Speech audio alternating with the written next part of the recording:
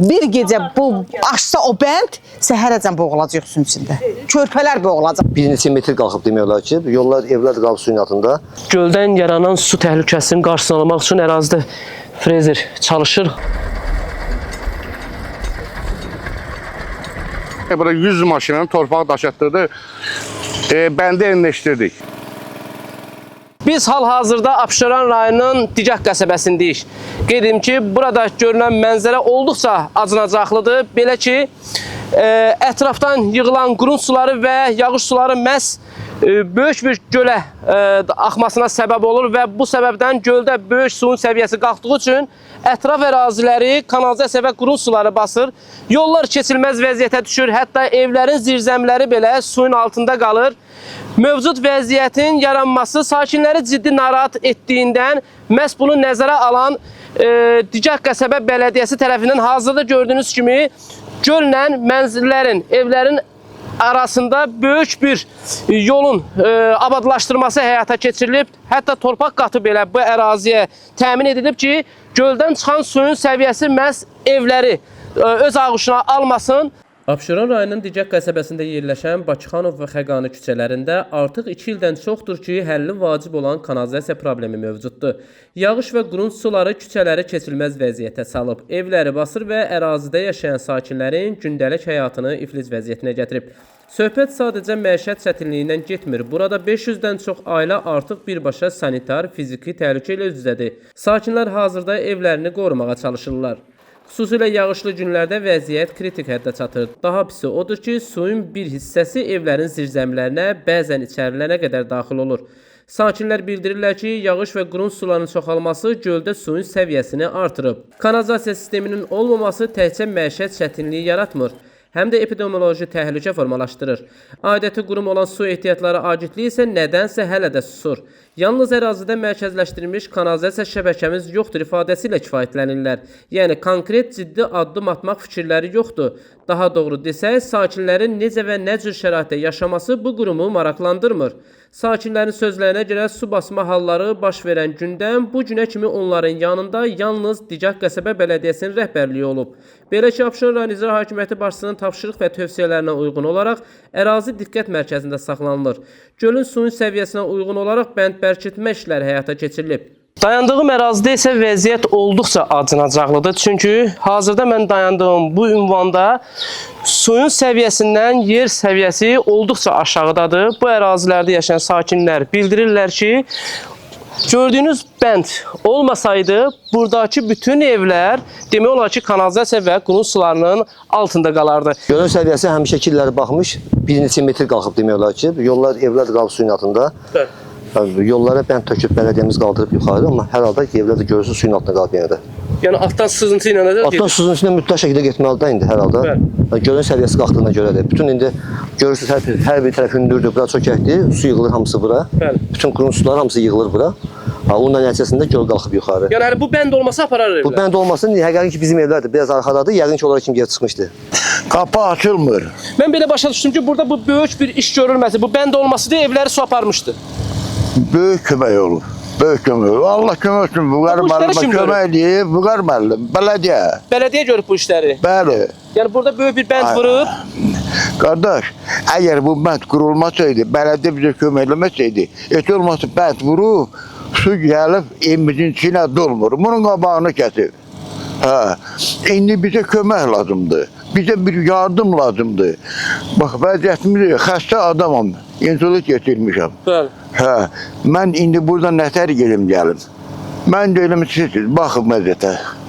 Həm yaşamaq üçün çətinləşib vəziyyət, həm də gölün suyun təhlükəsi var. Böyük təhlükəsi var. Sabahlar al ölməsin. Bir də olursan yağış yağsa, qabaq kilməyəsə, 100% bu evlər batdı, yox olur bu evlər. Badballar, indi çoxsun badbal suyun içi, polu, evinin içine su dolu. Bir iki dənə ev biraz bakın, onlar biraz yuxarıdadır. Bir də yağış yağsa, deməli bu evlərin hamısı bir günə qalacaq.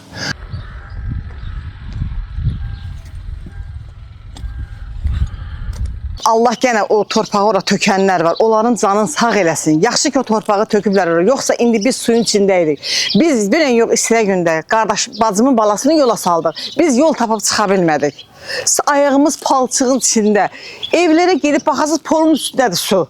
Burada hələ cənnət görürsünüz. Hələ cənnət deyək bura. Gedin siz o qabağa, bütün beşi abadanlığı ev qonşularımız suyun içindədir. 5 baş körpə.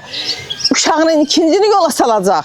Suyun içindədir onun evi. Onun balaca 3 yaşında uşağı ayağın belə piləkənlə atır girir suyun içinə. Yəni bu bənd burada olmasaydı evlər suyun altında. Bu bənd suyu olmasaydı burada, hələ Allah canını sağ eləsin. Bələdiyyə də imkan dairə, gücü dairəsində. Bələdiyyənin gücü çatmır. Biz onu qınamırıq. Özü gəlib qolunu çirməyib, ayağını çirməyib suyun içinə girir. Allah baxır göydən. Düz danışıram, vicdanıma and olsun. Hələ özü gəlir motora, benzin tökür o adam, qolun çirmir, ayaqları palçığın, üstü baş, ay müəllim, nə haldasınız? Gücü çatmır müəllimin. Azər, xahiş edirəm, Azər su hara baxır? O rəhbərlər hara baxır? Bu suya niyə bir əncam çəkmir? Başınıza dönüm. Belə olmaz. Biz neçənci əsrdə yaşayırıq? Biz harda yaşayırıq? Bura haradır? Çox dəhşət dərəcə. Bir gecə bu açsa o bənd, səhərəcən boğulacaq suyun içində. Körpələr boğulacaq. Anası da hamısı işdə gücdədir hamı. Bitkə çörəyə görə hamı çörəyinin dalısıcadır. O uşaqlar hamısı boğulacaq evin içində. Digah ərazisi çökək yerdə yerləşdirilən relyefli çökəklikdə olduğuna görə baxırsınız, bütün hər tərəfi dağlarla müşahidə olunur. Yuxarılardan axan yağış, qar suları hamısı bu gölə cəmlənir. Bu gölə cəmləndikdə də bu il yağıntı çox olduğuna görə şorun səviyyəsi həddindən artıq qalxıb. Keçən il, iniş il, burada belənciyinə qalxma söhbəti olmamışdı bu dərəcədə. Şor buradan, indi dayandığımız yerdən 50 metr o yandan bir yana keçmirdi. Keçən il, iniş il elə vaxtlar vardı ki, qışın oğlan çağında bu yandan şorun cənubi hissəsinə vətəndaşlar ayaqla gedib gəlirdi. Amma indi bu mümkündür. İndi mümkündür. Şorun səviyyəsi o da qalxıb ki, mümkündür bu. Aprel ayında məlumat gəldi ki, 2 gün güclü leysan olacaq. Biz həmin 2 gündən istifadə eləyərək burada 100 maşının torpağı daşıtdırdı. Bəndi enleşdirdik. Enleşdirdik ki, su qalxanda bu cəmaatın evinə heç olmasa su daxil olmasın. Suyun səviyyəsi çox olduğundan bəndin vırılmasına baxmayaraq torpağın altı ilə sızıntılar verilir evlərə, həyətlərə. Ona görə də ki, bu qabaqdakı evlərin həyətlərində su müşahidə olunur. Biz də onları pompa motor gücü ilə tezdə həmin yığılan suları şora qaytarır. Rəhbərlik tərəfindən müraciət olunub, Azərsunun rəhbər vəzifəli şəxslər tərəfindən gəlib baxış keçirilib. İndi gələcəkdə nəsə bir bu şorun səviyyəsini aşağı saldırmaq üçün yəqin ki, nəsə işlər görüləcək. Yolda ağır texnikalar cəlb olunub ki, iri həcmli su hövzəsi daşaraq evlərin və insanların həyatı üçün təhlükə yaratmasın. Məsələnin ciddiliyi ondan ibarətdir ki, burada tək-tük evlərdən deyil, bütöv 2 küçənin yüzlərlə ailənin yaşadığı bir ərazidən söhbət gedir. Hazırda hər iki küçədə Digah qəsəbə bələdiyyəsi tərəfindən texnikalar vasitəsilə xüsusi bəndlər qurulur.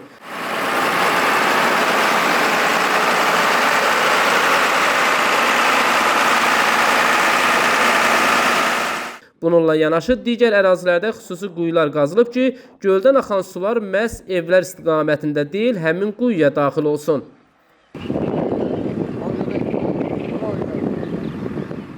Şorun quru ərazilərindən 5 ədəd 4000 kubluq yağma qazdırmışıq ki, şor qalxanda həmin su orada daxil olsun, şorun qalxmasının biraz qarşısını alsın. Həmin çıxan torpağı da daşıtdıraraq bu küçəyə veririk ki, burada da bənd yaradırır. Bu tərəfin suyu bu tərəfə keçib evlərə daxil olmasın. Əslində bu tüp ərazilər üçün kanalizasiya şəbəkəsinin çəkilməsi mümkündür və ciddi texniki problem də yoxdur. Ancaq məsələ odur ki, vəsait ayrılmayanda və prioritet sıralanmadan geri qaldısa, sakinlər illərlə gözləməli olurlar. Bu da sosial narazılıq və ekoloji fəlakətə gətirib çıxarır. Digah qəsəbəsində sakinlərin illərlə üzləşdiyi daha bir problem isə demək olar ki, öz həllini tapıb. Abşeron rayon İcra Hakimiyyətinin Azərbaycan Yerüstü Nəqliyyat Agentliyinə müraciətindən sonra qəsəbəyə yeni iri tutumlu müasir avtobuslar gətirilib. Xəttə buraxılan Bakubus avtobuslarının xidməti isə sakinlərin ürəyincədir. Bu may ayının birindən biz bu yeni maşınları gördük. Çox gözəldir, cəmaatımız razılıq eləyir. Yəni iri tutumlu müasir avtobuslar verildi qəsəbəyə. Həm iri tutumlu, həm müasir. Cəmaat çox razılıq eləyir. Yəni rahat gedib gələ bilirsiniz. Rahat gedib gələ bilirik. Çox razılıq eləyirik. Allah dövlətimizi qorusun, prezidentimizi qorusun. Bizim üçün belə bir gözəl cəmaata qiymət verirlər, əhalimizə qayğısına qalırlar. Nizami Rəsulov, Fərhad Ələkbərli, xüsusi olaraq Denas TV üçün.